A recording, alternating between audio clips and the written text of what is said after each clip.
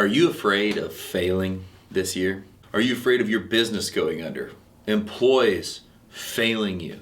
Challenges, the world falling apart, inflation, anything else? Then this is the video for you. So I don't look at social media that often, but I was looking at social media today and I saw someone had asked a question in our industry about what are people's biggest fears. Obviously there was a lot of replies, and the one that popped up for me was someone stating with a very broad stroke that they were mainly afraid of going out of business or not being able to stay in business, stating they were worried that they were going to go out of business because inflation is crazy, things are crazy, they've already raised their prices 12% and they don't know if it's going to be enough. So that's the same thing for what if my employees don't work out? What if they take advantage of me? What if I just don't get any work next week, next year, next month, whatever it may be?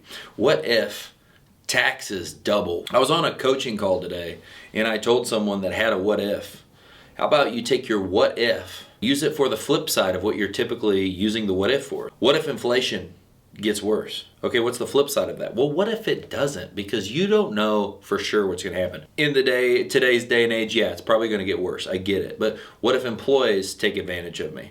Well, what happens if you don't have employees to take advantage of you and you never go anywhere? Like, flip some of this stuff on its head. We as humans are built to try to protect and preserve. It's like a primal instinct we don't want to die, don't want to die, don't want to die. Hide over here, make sure it doesn't happen. So what I want to empower you to do is be thinking of this conversation where someone said, well, I've already raised it 12%. If inflation keeps going like this, I'm afraid of staying in business.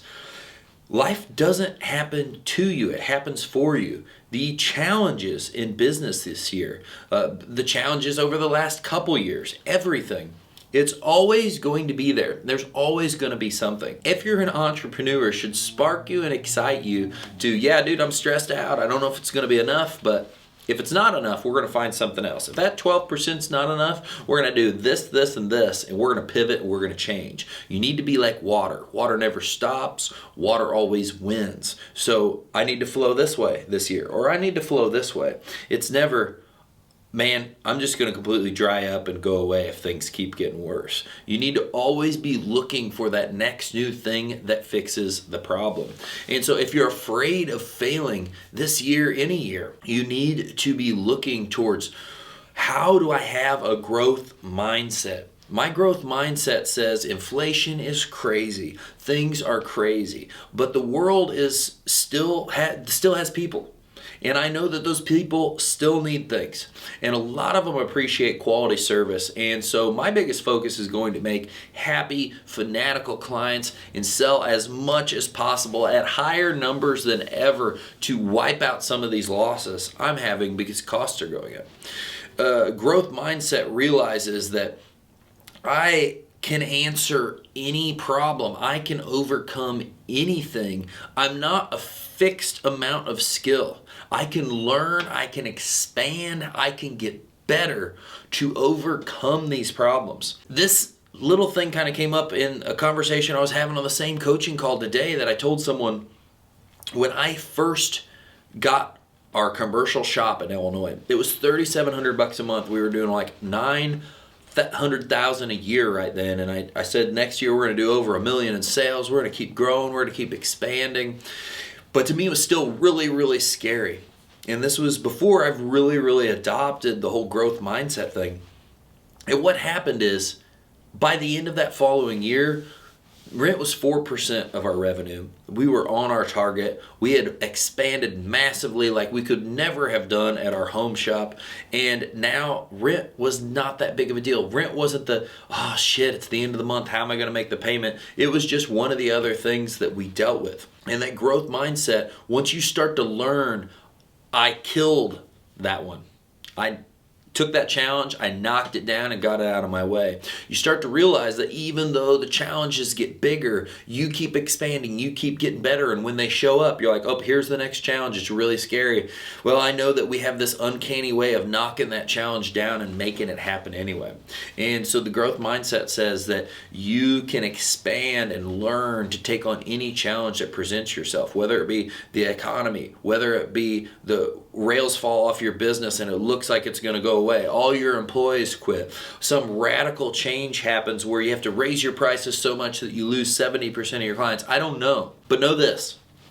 This person stated that they were worried about inflation. And I'm not picking on this person. I get the fear thing. But I really want to empower everyone to be thinking in the best light, to know what you truly can be thinking of and knowing what you truly can do so you can move in the right direction. So this person was mentioning inflation raise is just killing them and they're scared. I get it. But guess what? If it's not what happened in 2020, if it's not the inflation of 2022, it's going to be the next version of 2020. It's going to be the next recession. It's going to be the next massive problem. It's going to be all your employees leave. It's going to be a key employee sues you. You run out of money and you have to figure out, how do I get 20 grand to cover the week? And then after that, how am I going to get going again? Like, all these crazy challenges are going to keep happening. And you as an entrepreneur, you signed up to play in a sport where there is unknown. I have to make the best calculated guesses and risk taking possible to move forward. That's what we do. We move into those next challenges. Like I said, the shop. I moved into renting the shop, not understanding how I was going to be able to pay for it, and then I made it happen. And then I moved into the next thing, not understanding 100% how I was going to make it happen. But as an entrepreneur, I figure I problem solve and I make it happen. And that's going to be the continuous forward movement of your company if you choose to move forward and grow.